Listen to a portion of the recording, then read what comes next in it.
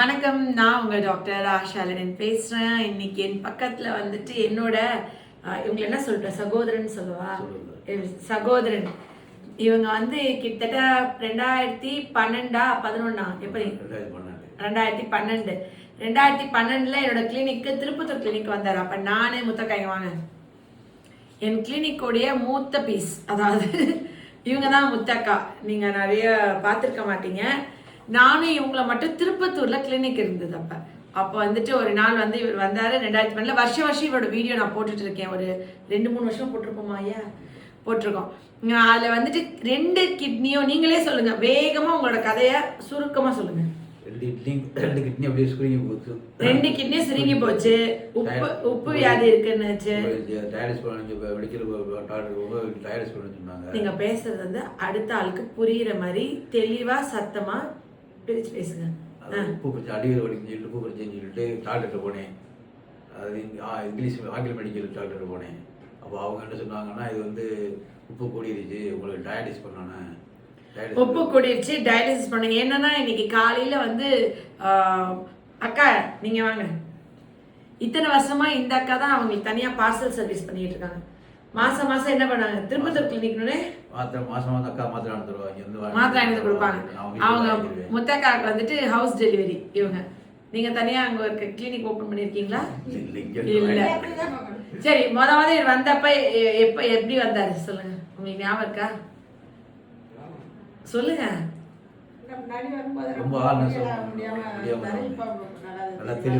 இப்ப chicken சிறுத்தைக்குட்டியா save எல்லாம் பண்ணிட்டு, முஸ்லீம் இதுல வந்து தாடி தானே வைப்பாங்க நீளமா, நீங்க ஏன் ஷேவ் பண்றீங்க? உடம்புக்கு ஒத்து வராதா? அது தொழுகெல்லாம் போவீங்களா? ஓ சரி, இங்க வாங்க. பூஜாக்காக இன்னைக்கு வந்து திருமண நாள். எத்தனாவது வருஷம் திருமண நாளுக்கா? 26. மகாலட்சுமிமா இருக்காங்க பாருங்க. பூஜாக்கா திருப்பி அவங்க ரிசப்ஷன்ல வர எல்லாரும் பூஜாக்கா தான் பார்ப்பீங்க. இன்னைக்கு 26வது திருமண நாள். நான் என்ன லவ் பண்ண ஆரம்பிச்சது, நீங்க உங்க வீட்டுக்கார கல்யாணம் பண்ணது ஒரே டைம் போல 2000. Okay super. ஸோ வந்துட்டு இன்னைக்கு அக்கா ஹாப்பி வெட்டிங் ஆனிவர்சரிக்கா. அக்கா நீங்க விஷ் பண்ணிட்டீங்களா? ஆசீர்வாதம் வாங்கிட்டீங்க. ஓகே. பூஜாக்கா வந்தோடனே நீ காலைல ஒரு கமெண்ட் சொன்னீங்க, என்ன சொன்னீங்க பூஜாக்கா கமெண்டா?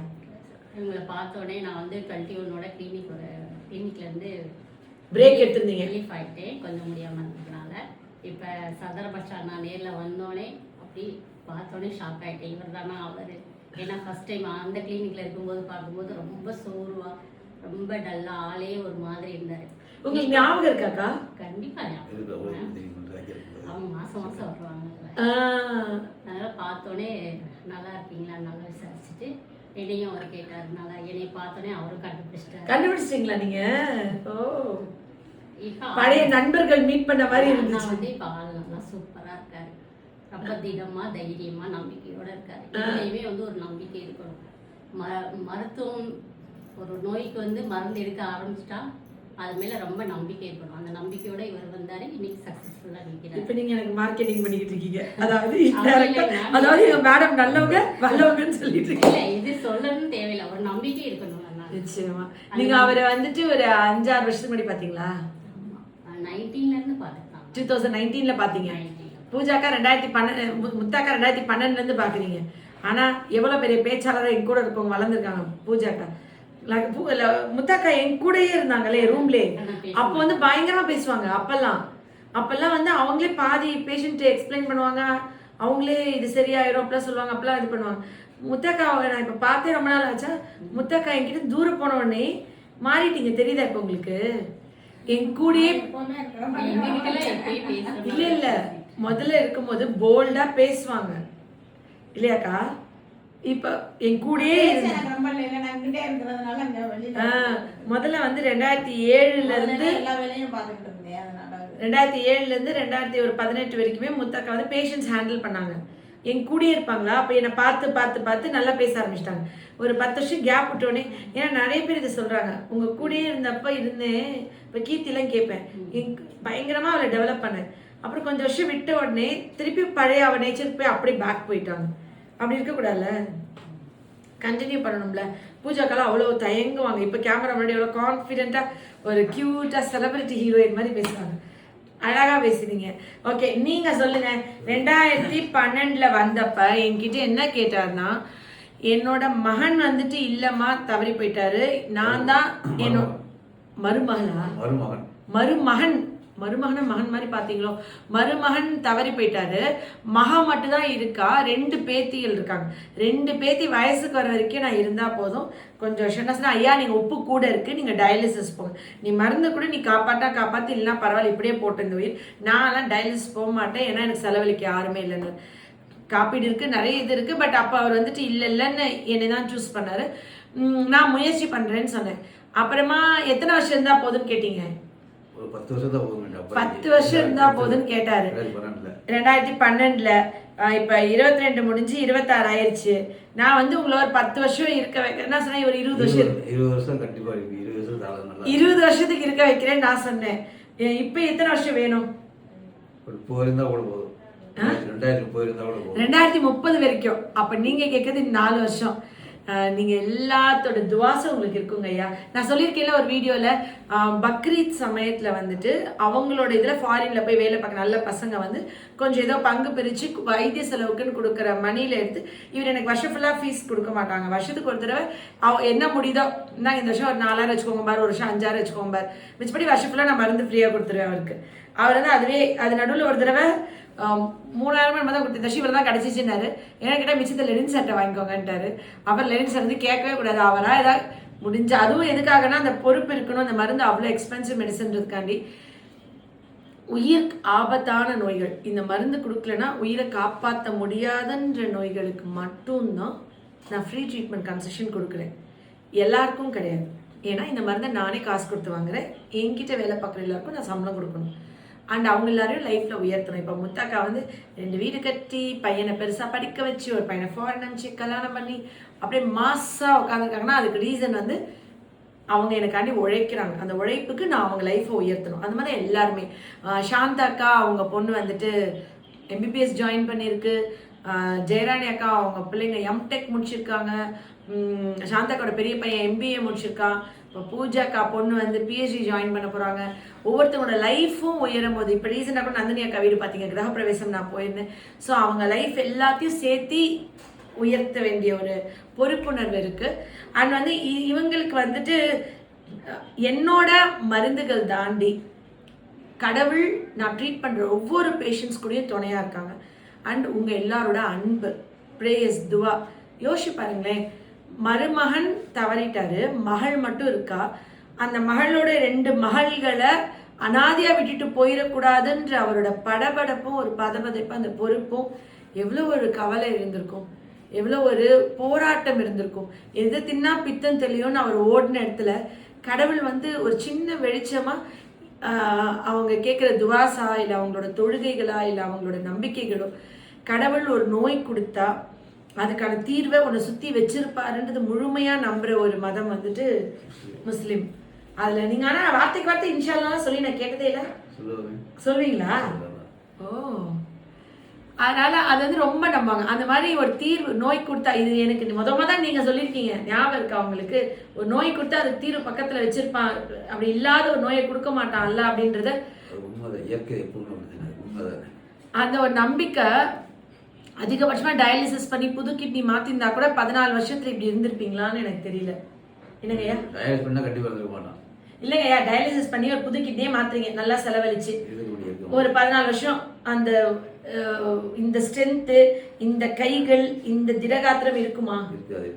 கண்டிப்பாக இருக்கு. உங்களுக்கு வாந்தியோ, தலை சுற்றலோ, மயக்கமோ, பசியின்மையோ, ஒமட்டலோ, அரிப்போ, தொந்தரவோ இருக்கா? எந்த இதுவும் கிடையாது, எந்த ஒரு தொந்தரவும் கிடையாது. கால் வீக்கம், காலை காமிங்க. கால் வீக்கம் கிடையாது. காலுக்கு நல்லா காமிங்க, இப்படி வைங்க, கீழே வைங்க ஊனி. இந்த கால் வீக்கெல்லாம் இல்லை.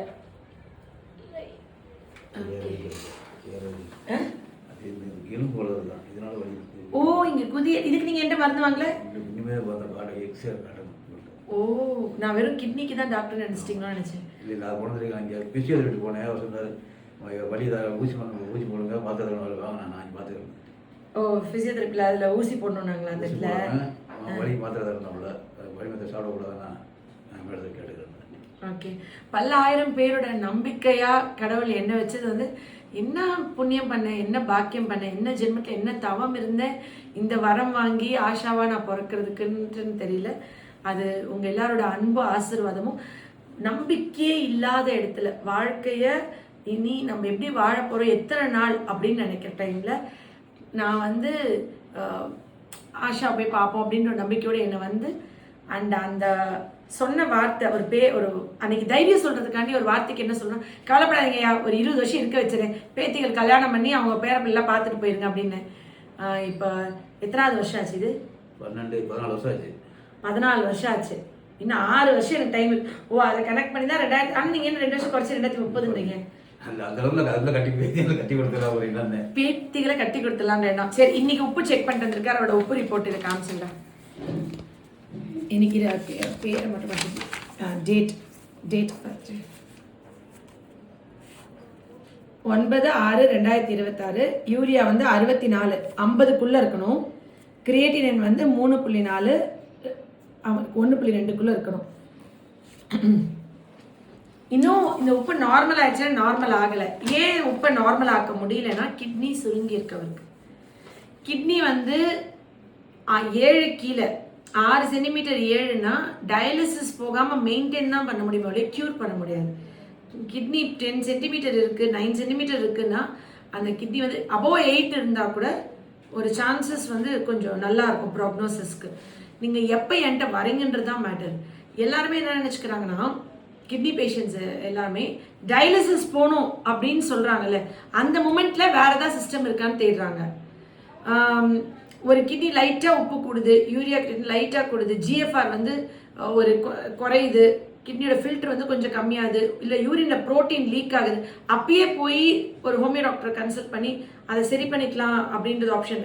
வேறு எங்கேயும் போயிடக்கூடாது, நம்ம வந்து பெரிய பெரிய மிஷின், பெரிய பெரிய ஹாஸ்பிட்டல், பெரிய பில்டிங் இருக்கணும், அவங்க வந்துட்டு அந்த மிஷின் வந்து மந்திரம் பண்ணும் அப்படின்னு நினச்சிக்கிறாங்களான்னு தெரியல. அந்த மாதிரி அந்த பயத்தில் அப்படியே எதுவுமே யோசிக்காமல் அப்படியே இருந்துடுறாங்க. அப்புறம் கொஞ்ச நாள் கழித்து நீங்கள் புது கிட்னி மாற்றணும் போது இருக்கிற பழைய கிட்னி சரி பண்ண முடியுமான்னு எல்லா இடத்துலையும் சுற்றுறாங்க. அப்போ எப்படி மந்திரவாதியா என்ன டாக்டர்ஸ் மந்திரம் போட முடியாதுல்ல. உங்கள் கிட்னி ஆரம்ப ஸ்டேஜில் இருக்கும்போது ஒரு குவாலிஃபைடு இன்னொரு டாக்டர் கிட்ட கூட வேறு சிஸ்டம் ஆஃப் மெடிசன் ஏதாவது உதவி பண்ண முடியுமா அப்படின்றத பார்த்துட்டு ஒரு முயற்சி. சரி, அந்த மாதிரி பண்ணும்போது நீங்கள் சாப்பிட்ற இங்கிலீஷ் மாத்திரையில் சுகர் மாத்திரை, ப்ரெஷர் மாத்திரை நிப்பாட்டக்கூடாது. இதுவும் சிலர் தப்பு பண்ணிடுறாங்க. சுகர் மாத்திரை, ப்ரெஷர் மாத்திரைலாம் அப்படியே நிப்பாட்டிட்டு சடனாக மாறினா உடம்பு மோசமாயிடும். இந்த புரிதல் உங்களுக்கு கண்டிப்பாக வேணும், ட்ரீட் பண்ணுற டாக்டருக்கும் வேணும். இப்போ என்கிட்ட எடுக்கிறாங்கன்னா சுகர், பிபி, தைராய்டு, நீங்கள் இங்கிலீஷ் மாத்திரை சாப்பிட்றீங்கன்னா அப்படியே கண்டினியூ பண்ணுங்கள். வெறும் உப்புக்கு கிட்னிக்கு மட்டும்தான் நான் ட்ரீட் பண்ணுவேன். ஈவன் அலோபதியில் போடுற சோடா மாத்திரை, நொடோசிஸ், ஆக்சி சோடா ஏதாவது போடுவாங்கல்ல, சோடியம் பைகார்பனேட் சப்ளிமெண்ட்ஸ், அதை கூட நான் ஸ்டாப் பண்ணாதீங்கன்னு சொல்லிடுவேன். வெறும் யூரியா கிரேட் வெறும் கிட்னிக்கு மட்டும் ஹோமியோவில் எடுத்துகிட்டு மிச்சம் அதை சைமல்டேனியஸாக அதை எடுங்க. எந்த சைடு எஃபெக்ட்டும் பண்ணாது. ஹோமியோ மெடிசனோட சேர்த்து ஆங்கில மருந்து சாப்பிடவும் பாதிப்புலாம் ஒன்றும் பண்ணாது. ஸோ இது எடுத்துகிட்டே அதை எடுங்கன்னு தான் நான் சொல்வேன். அட் அ டைமில் எல்லாத்தையும் நிப்பாட்டி ஹோமியோவில் மாற்றினா அது ரொம்ப டஃப். அண்ட் அந்தளவுக்கு அட்வான்ஸ்டாக ஒரே சமயத்தில் இன்சுலின் நிப்பாட்டிடுறாங்க, பிபி டேப்லெட் நிப்பாட்டுறாங்க. அப்போ பிபி கூடிரும், சுகர் கூடிரும். அந்த மாதிரி தவறு பண்ணக்கூடாது. நீங்கள் சுகர் இப்போ வெறும் சுகருக்கு ஹோமியோ மெடிசன் எடுக்க வரீங்களா, சுகர்னு டயக்னோஸ் பண்ண உடனே நீங்கள் வந்து மருந்து எடுக்க வரீங்களா, எடுக்கலாம். இங்கிலீஷ் மருந்து எடுத்துகிட்டே இருக்கீங்க, சுகர் 400-500க்கு போயிடுது. அப்போ நீங்கள் வந்து இன்சுலின் போட சொல்கிறாங்க. எனக்கு இன்சுலின் போக விரும்பலை, நான் அந்த இங்கிலீஷ் மாத்திரை போட்டுக்கிட்டு சுகரை மட்டும் கண்ட்ரோல் பண்ண முடியும். HbA1c இப்போ 10 இருக்குன்னா ஒரு 6, 5, 7 கொண்டு வர முடியுமா அப்படின்னா ஹோமியோவில் வந்துட்டு நவாப்பழம், கோவக்காய், ஆவாரம்பூ, சிறுகுறிஞ்சான் கீரைலாம் மருந்தாகவே இருக்குது, ட்ராப்ஸாக இருக்குது. ஸோ அதை நாங்கள் சேர்த்து கொடுப்போம். கொடுக்கும்போது படிப்படியாக அந்த டேப்லெட்டை குறைக்க சொல்லுவோம். அதே மாதிரி இப்போ நீங்கள் 2 வேளை மாத்திரை போட்டுருக்கீங்கன்னா ஒரு வேளை வந்து ஃபுல் மாத்திரை போட்டு இன்னொரு வேளை அரை மாத்திரையாக ஆக்கணும். ஏன்னா இந்த மெடிசன் சாப்பிடும்போது சுகர் லோவாகும். நீங்கள் அப்படி பண்ணாமல் இந்த மருந்து சாப்பிட்டீங்கன்னா லோ சுகர் போயிடுவீங்க. உடனே இந்த மருந்து சாப்பிட்டா லோ சுகர் ஆயிடுச்சு, இந்த மருந்து நிப்பாட்டக்கூடாது. நம்ம ஒரு மருந்து சாப்பிட்ருக்கோம், சுகர் 300 இருக்குது, இன்னொரு மருந்து சுகருக்கு சேர்த்து எடுக்கிறோம். அப்போ என்ன பண்ணணும்னா அந்த மாத்திரையை அட்ஜஸ்ட் பண்ணணும், டோசேஜை குறைச்சி மெயின்டைன் பண்ணிங்கன்னா உங்களுக்கு இது சப்போர்ட் பண்ணும். சுகர்னு வந்த உடனே ஆங்கில மருந்து எடுக்காமல் டேரெக்டாக ஹோமியோ மெடிசன் எடுத்து எவ்வளோ பேருக்கு சுகர் HbA1c 8, 5.7 நேற்று கூட காமிச்சிட்டு ஒரு ரிப்போர்ட் நான் அடுத்து அவங்க வரும்போது பழைய ரிப்போர்ட் கொண்டு வர சொல்லியிருக்கேன். நான் கண்டிப்பாக அந்த ரிப்போர்ட்டை உங்களுக்கு நான் ஷேர் பண்ணுறேன். அது வந்து கொஞ்சம் ஈஸியாக இருக்கும். அதை நாங்கள் என்ன பண்ணுவோன்னா கணையத்துக்கு மருந்து கொடுப்போம். கணையத்தில் இன்சுலின் சுரபிக்கு மருந்து கொடுப்போம். இப்போ கிட்னி ஃபெயிலியர்னா இவருக்கு வந்து கிட்னி அப்போ எப்படி இருந்துச்சு உங்கள் கிட்னி சுருங்கி இருக்கு. அப்போ நான் என்ன சொன்னேன், முழுசாக குணம் பண்ணி ட்ரீட்மெண்ட்லாம் நிப்பாட்ட முடியாது, நீங்கள் வாழ்நாள் முழுக்க டயாலிசிஸ் போகாமல் நான் பார்த்துக்கிறேன். அதே மாதிரி இப்போ மெயின்டைன் பண்ணிட்டு இருக்கேன்ல. நடுவில் 80-90 கூட போச்சு ஒரு 2 வருஷத்துக்கு முன்னாடி இல்லை உப்பு. இப்போ வந்து கொஞ்சம் மெயின்டைன் ஆயிருக்கு. ஆனால் இவர் வாய் ஒன்றும் ரொம்பலாம் கட்டுறது இல்லைங்க. இப்போ இவர் நினைச்சா என்னக்கா, இவர் நீங்க நினைச்சா வாய் ரொம்ப கட்டினா சூப்பரா உப்பு இன்னும் குறையும். மனசாட்சி தொட்டு சொல்லுங்க, சுத்தமா உப்பு இல்லாம நான் சொன்ன அக்கிழிச்சு கோட்டை தாண்டாம தான் இருக்கீங்களா? அரை உப்பு ஒரு நாளைக்கு மொத்தமாவே 3 மில்லிகிராம் உப்பு தான் ஒரு கிட்னி ஃபெயிலியர் பேஷண்ட் சாப்பிடணும். ஒரு சிட்டிகை தான். சோத்துல உப்பு இருக்காது. கறிக்குழம்பு சூடு வைக்கலாங்க. கறிக்குழம்பு சமைத்து சாப்பிடுற மாதிரி சூழ்நிலை வந்துருது. நீங்க குழம்பு மீன், செதிலுள்ள மீன், குழம்பு மீன் மட்டும் தான் நான் ஊத்திக்கலாம்னு சொல்லியிருக்கேன். பொரிச்ச மீனா சாப்பிடவே கிடையாது. பெரிய தியாகம் பாருங்க. சாப்பிடவே இல்லை. உரப்பு சேவைகளை சாப்பிடவே கிடையாது. நல்ல சேட்டை பண்ணுவாருங்க. ஒவ்வொரு தடவை வரும்போது என்கிட்ட சண்டைக்கு நிற்பாரு. சண்டைனா லெனின் சார் சப்போர்ட் பிடிச்சிக்குவார். லெனின் சாருக்கு பயங்கர செல்லம் இவர். லெனின் சார் எல்லா பேஷண்ட்ஸும் அந்த திருப்பத்தூர்ல பழைய கிளினிக்ல லெனின் இருந்தனாலக்கா, லெனின் வந்து திருப்பத்தூர்ல பிறந்து வளர்ந்தனால அந்த செல்ல குழந்தை மாதிரி அந்த ஊர்ல இருக்க எல்லாமே அத்தா மாமா மாமி அப்படிதான் கூப்பிட்டுக்கோ. ரொம்ப செல்லம். அவரை என்னதான் நான் அந்த ஊருக்கு வந்து லெனினுக்கு பொண்டாட்டியா வந்து இவ்வளோ சேவை பண்ணி அந்த ஊரை நான் அவ்வளோ உழைச்சா கூட எங்க தம்பி சம்சாரம் தான் சொல்லுவாங்க. ஆஷாவை எங்க பிள்ளைன்னு சொல்லவே மாட்டாங்க. லெனின் தானே அந்த ஊருக்காரர் இருக்கா, அவர் அந்த கிளினிக்ல உட்காந்து சொன்னார், உங்க தம்பி தான் எங்க கிளினிக்ல உட்காந்து வேலை பார்க்கறாரா? நான் தானே காலேருந்து நைட் வரைக்கும் உட்காந்துருக்கேன். நீங்க என்னன்னா பாருங்களேன், அந்த தான் விட்டு கொடுக்க மாட்டாங்க. அது அவங்க அப்பா காலத்துல இருந்தனால அப்படியே வந்துருச்சு. அப்படியே பாத்தீங்களா? அவங்க இல்ல அந்த எங்க மாமனார் காலத்துல இருந்து இருந்தனால இப்ப அவரை வந்து ரொம்ப செல்ல பிள்ளை மாதிரிக்கா. இப்ப இவர் இருக்காருல்ல, சிம்பு இருக்காருல்ல, சிம்பு வந்து என்ன நடிச்சாலும் நடிக்காட்டாலும் என்ன அவர் இண்டஸ்ட்ரியில லைம்லைட்ல இருந்தாலும் ஆஃப்லைட்ல இருந்தாலும் என்ன பண்ணாலும் சிம்பு வந்து நம்மளுக்கு செல்ல பிள்ளை மாதிரி. ஏன் சொல்லுங்க? ஏன்னா அவர் குழந்தையிலேருந்து ராஜேந்திரன் அவங்க டிஆர் வந்து நடிச்சாரு. ஆனா இவர் வந்து குழந்தையிலேருந்து நம்ம வீட்டு பிள்ளை மாதிரி, நம்ம செல்ல மாதிரி. என்னன்னாலும் நம்ம விட்டு கொடுக்கறது இல்லை. நீங்க கவனிச்சிருக்கீங்களா? என்னன்னாலும் அவர் நடிச்சாலும் நடிக்காட்டலாம் அவரோட அந்த இது இருக்குல்ல, ஒரு மனசு, நம்ம மனசுல அந்த அவரோட ஃபேன் இதுல துளி கூட குறையறது இல்லை. அது நம்ம வந்து அவர் நம்மளை பிள்ளையா அக்செப்ட் பண்ண, நம்மள குழந்தை நட்சத்திரமா ஷாலினியா இருக்கட்டும், இவரா இருக்கட்டும், இந்த குழந்தை நட்சத்திரமா வந்துட்டு கமல் சாரா இருக்கட்டும், குழந்தையில களத்துக்கு நம்மள வந்தாங்க, குழந்தையா வந்துட்டாங்க. அதுக்கப்புறம் அவங்க என்னன்னாலும் சரி, அப்ஸ் அண்ட் டவுன்ஸ் இருந்தாலும் சரி, நம்ம வீட்டு பிள்ளைன்ற மனசை விட்டு அவங்கள வெளியே கொண்டு போறதில்ல. அந்த மாதிரி லெனின் அப்படிதான்க்கா. என்னன்னாலும் சரி, என்னை வந்து நான் தான் வருஷம் ஃபுல்லாக இவர் கிட்டத்தட்ட 14 வருஷம் நான் தான் பார்க்குறேன். ஏதாவது நான் ஒன்று சொன்னோம்னா நீங்கள் லெனின் சார் ஒரு வார்த்தை கேட்டுக்கோங்கன்றாரு. நான் என்ன சர்தார் பாஷாய் அப்படி சொல்கிறாரு, என்ன உங்ககிட்ட கேட்டுக்க சொல்கிறாருன்னு சொன்னால், நீ இல்லை அதெல்லாம் விட்டுரு, அதெல்லாம் நீ அவர் சொல்கிறது, நீ என் பேர் சொல்லியிருக்காருல, நீ வந்து எல்லா சலுகையும் கொடுக்கணும்.